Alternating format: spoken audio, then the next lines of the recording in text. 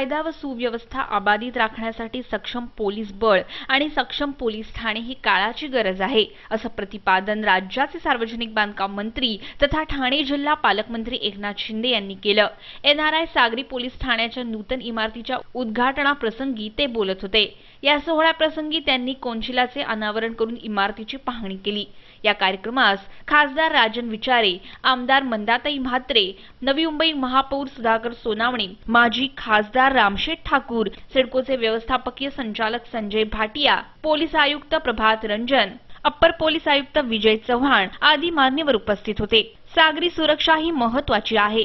महाराष्ट्राला 720 किलोमीटरचा सागरी किनारा आहे, त्यामुळे या सागरी किनाऱ्याचं रक्षण करणं हे मोठं आव्हान आहे। 1993च्या बॉम्बस्फोटातील स्फोटके सागरी मार्गाने आणली होती, तर 26/11चा हल्लाही सागरी मार्गानेच झाला होता। त्यामुळे सागरी सुरक्षेत वाढ करणं मोठी जबाबदारी शहरावर होती। त्यानुसार उभारण्यात आलेल्या पोलीस ठाण्याच्या नवीन वास्तूत चांगले वातावरण निर्माण होईल असा विश्वास पालकमंत्री एकनाथ शिंदे यांनी यावेळी व्यक्त केला। सागरी व नागरी या दोन्ही जबाबदारी या पोलीस ठाण्यावर आहेत। राज्याचे सागरी आरमान बलवान असावं यासाठी राज्य सरकार नेहमीच प्रयत्नशील राहील असंही ते म्हणाले।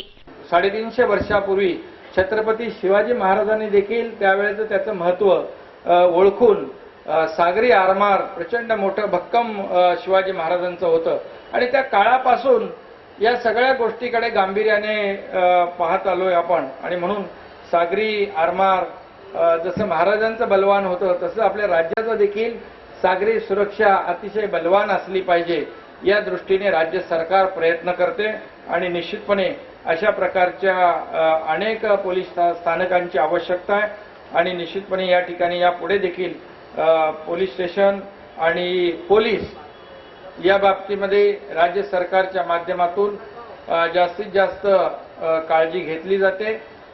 या ठिकाणी पोलिसांचा घरांचा प्रश्न मगाशी मंदाताईंनी या ठिकाणी त्याचा उल्लेख केला, खासदारांनी उल्लेख केला। सिडकोचे भाटिया साहेब इथे आहे, एक सक्षम आणि कार्यक्षम असे अधिकारी भाटिया साहेब या ठिकाणी बसलेले आहेत। त्यामुळे सिडको महापौर तुम्ही खरं म्हणजे भाग्यवान आहात। या ठिकाणी सिडको सारखी प्लॅनिंग अथॉरिटी आणि MMRDची देखील मदत आपल्याला मिळत असते आणि म्हणूनच एक प्लॅन सिटी म्हणून या ठिकाणी सिडकोने जो काय विकास या ठिकाणी केलेला आहे निश्चितपणे त्याचं अभिनंदन केलं पाहिजे, कामाचं अभिनंदन केलं पाहिजे।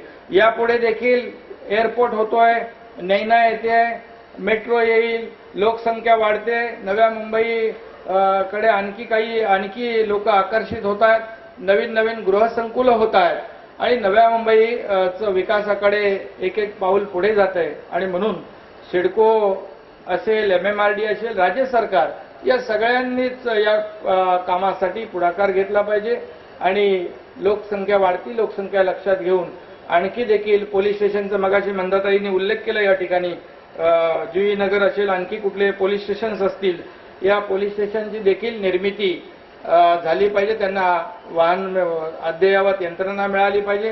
आता गुन्हेगारांकडे सगळी यंत्रणा आपल्यापेक्षा जास्तीची आहे आणि म्हणून आपण पोलीस देखील कुठेही कमी पडणार नाहीत याची काळजी राज्य सरकार निश्चितपणे घेईल। पालकमंत्री म्हणून मी त्याचं सातत्याने जेव्हा विरोधी पक्षात होतो तेव्हाही पाठपुरावा करत होतो, आता सत्तेत आहे त्यामुळे पालकमंत्री म्हणून निश्चितपणे आपल्या सूचनांचा पाठपुरावा माझ्याकडून होईल आणि हे नव्या मुंबईतलं किंबहुना जिल्ह्यातलीच पोलीस यंत्रणा सक्षम कशी होईल या दृष्टीने आपण प्रयत्न करू। मी आताच म्हणालो की नवी मुंबई वाढती लोकसंख्या असलेलं शहर आहे, यामध्ये एअरपोर्ट होणार आहे, यामध्ये नैना होत आहे आणि एकंदरीत मोठमोठी गृहसंकुलं होत आहेत। त्यामुळे निश्चितपणे वाढत्या शहराच्या गरजाही वाढत्या आहेत आणि कायदा सुव्यवस्था अबाधित राखण्यासाठी या ठिकाणी पोलीस बळ देखील तेवढ्याच प्रमाणात असलं पाहिजे आणि म्हणून कुठेही काही कमी पडणार नाही यासाठी मी स्वतः गृहमंत्री आणि राज्याचे मुख्यमंत्री देवेंद्रजी फडणवीस यांच्याशी पालकमंत्री म्हणून पाठपुरावा करेन। सिडकोच्या मार्फत पोलिसांचे विविध प्रश्न सोडवले जातील असा विश्वास खासदार राजन विचारे यांनी यावेळी व्यक्त केला। ठाण्यामध्ये चांगला अद्ययावत असं परेड ग्राउंड बांधलेलं आहे, खरोखर बघण्यासारखं आहे आणि ती सुद्धा इथे बांधण्याचं गरज आहे आणि ते मला वाटतं सिडकोचे आमच्या आदरणीय भाटिया साहेब करून देतील अशी आशा बाळगतो। त्याचबरोबर ऑटो सेफ्टी ट्रॅव्हल ID आम्ही ठाण्यामध्ये सुरू केलेला आहे. मगाशी प्रभात रंजन साहेबांना मी विनंती केली की तो आपल्याकडे आहे, तर ते मला वाटतं त्याचं सुद्धा ते करणार आहेत. त्याचबरोबर आमच्या ठाण्यामध्ये 50 लाख रुपये माझ्या खासदार निधीतून आपण तिथे कमांड सेंटर, मगाशी जो उल्लेख केला, CCTV जो शहरामध्ये लागलेला आहे त्याचा कंट्रोल रूम आणि कमांड सेंटर हा इथे नवी मुंबईमध्ये करण्याचा सुद्धा मला वाटतं यांनी कबूल केलेला आहे आणि ते सुद्धा होईल अशी आशा मी या निमित्ताने व्यक्त करतो. आणि त्याचबरोबर केंद्र सरकारच्या माध्यमातून किंवा खासदार या नेत्याने काही निधी या उपक्रमासाठी पाहिजे असेल तर नक्कीच मी उपलब्ध करून देईन. धन्यवाद. परत एकदा प्रभात रंजन साहेब आणि भाटिया साहेबांचं मी इथे खास करून अभिनंदन करतो आणि धन्यवाद. जय हिंद, जय महाराष्ट्र. तर यावेळी उपस्थित आमदार मंदाताई म्हात्रे यांनीही पोलिसांच्या घराचा प्रश्न तातडीने मार्गी लावावा अशी मागणी आपल्या भाषणातून केली आहे. त्याचप्रमाणे निवृत्त पोलिसांना सुद्धा सुविधायुक्त घरे उपलब्ध करून देण्याची विनंती त्यांनी सिडकोकडे केली आहे.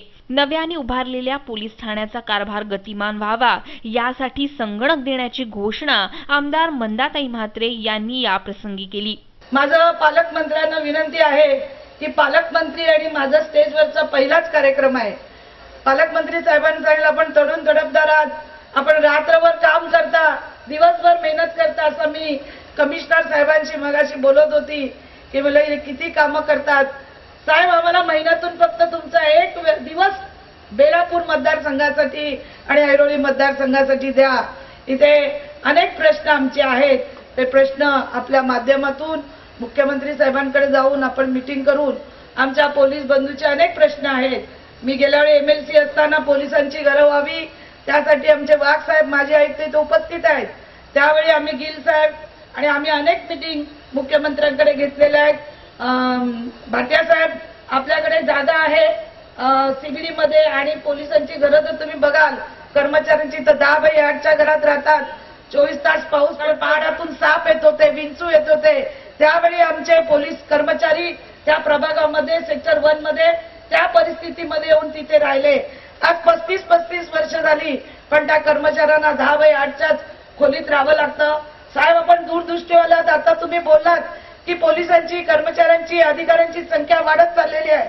आज जवळपास 4000च्या घरामध्ये पोलीस कर्मचाऱ्यांची आणि अधिकाऱ्यांची संख्या या नव्या मुंबईमध्ये वाढलेली आहे. आपल्याला माझी विनंती आहे